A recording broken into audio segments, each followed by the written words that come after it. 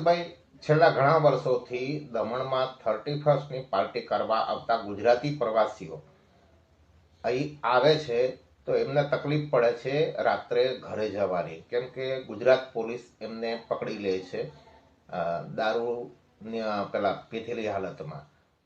તો ઘણા વર્ષોથી દમણને વ્યવસાયી રીતે ઘણો નુકસાન થઈ રહ્યું છે, તો એ માટે આપ શું કદમ ઉઠાવી રહ્યા છો? નમસ્કાર. અને આપના માધ્યમથી હું તમામ ફરવા આવતા અને 31સ્ટની ઉજવણી કરવા આવતા તમામ પ્રવાસીઓને પહેલાં તો હું મારા દમણ દીવ વતી તમારું સ્વાગત કરું છું.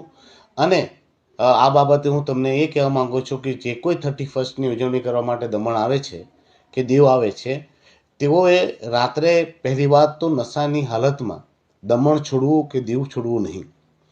અને જો તમને કોઈ દમણમાં અહીંયાથી પાછું જવા માટે એટલું મજબૂર બનવું પડતું હોય કે અહીંયા કોઈ રહેવાની વ્યવસ્થા નથી, તો આપ સૌને વિનંતી કરું છું કે આપ મારા નંબર ઉપર કોન્ટેક્ટ કરી શકો છો અને તમને હું મારા સમાજનો જે કોળી પટેલ સમાજનો હોલ છે ત્યાં રહેવાની વ્યવસ્થા કરી આપીશ.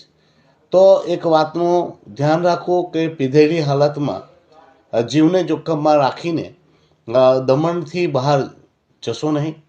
અને બીજી વાત એ કહેવાની છે કે લાસ્ટ 5-7 વર્ષથી ગુજરાત પોલીસ જાણ જોઈને દમણના ટુરિસ્ટોને ટાર્ગેટ કરે છે અને આ લોકોને રાત્રે પકડીને રાત્રે અમને પકડીને જેલોમાં બંધ કરી દેતી હોય છે.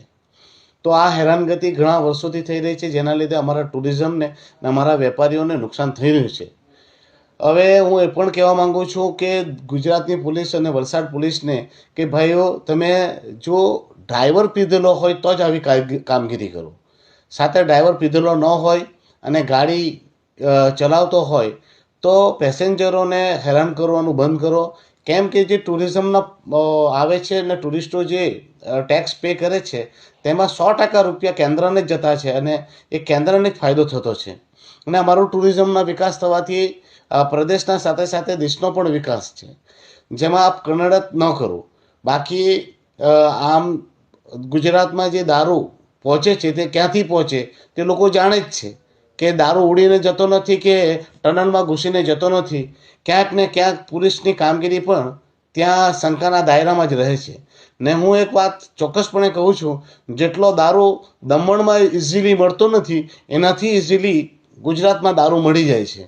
તો ગુજરાત પોલીસ એવું ના બતાવે કે તે રાજા હરિશ્ચંદ્રની ઔલાદ છે, પરંતુ એક માનવતાની દ્રષ્ટિએ પણ રાખે. જો ડ્રાઈવરો પીધેલા ન હોય તો એમને પરેશાન ન કરવામાં આવે. અને ફરીથી દમણ ફરવા આવતા તમામ મારા ટુરિસ્ટ ભાઈઓ બહેનોને એટલી જ કહેવાનું છે કે પીધેલી હાલતમાં ગાડી ચલાવશો નહીં, જીવને જોખમમાં નાખશો નહીં. આનંદ કરો, મોજ કરો, મસ્તી કરો, પરંતુ જીવને જોખમમાં ના નાખો. જો તમને દમણમાં કોઈ પણ રહેવાનું સ્થાન ન મળે તો મારા નંબર ઉપર જરૂર કોન્ટેક્ટ કરો. અમારા સમાજનો હોલ તમારા માટે ખુલ્લો રહેશે, ત્યાં વ્યવસ્થા પણ રાખવામાં આવશે.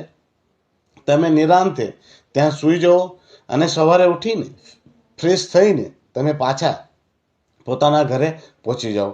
અથવા તો તમારો ડ્રાઈવર તમે એવો લાવો જે પ્રોફેશનલ હોય અને તે પીતો ન હોય અને તેને નહીં પાવો, કારણ કે તમારી સલામતી અને સુરક્ષા મુખ્ય છે.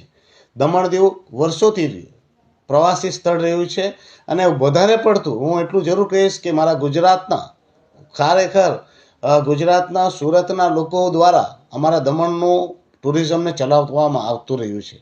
તો આપ સૌને ફરીથી વિનંતી કરું છું કે 31સ્ટમાં આવો, વેલકમ છે તમારું, પરંતુ સુરક્ષિત રહો, સલામત રહો, એ પણ અમારો ઉદ્દેશ છે. બસ આટલું જ કહેવાનું. તમને જો રહેવાની વ્યવસ્થા ન મળે તો મારો નંબર 9825844410 ઉપર જરૂર સંપર્ક કરજો. હું તમારી રહેવાની વ્યવસ્થા મારા સમાજના હોલમાં જરૂર કરી આપીશ. ધન્યવાદ.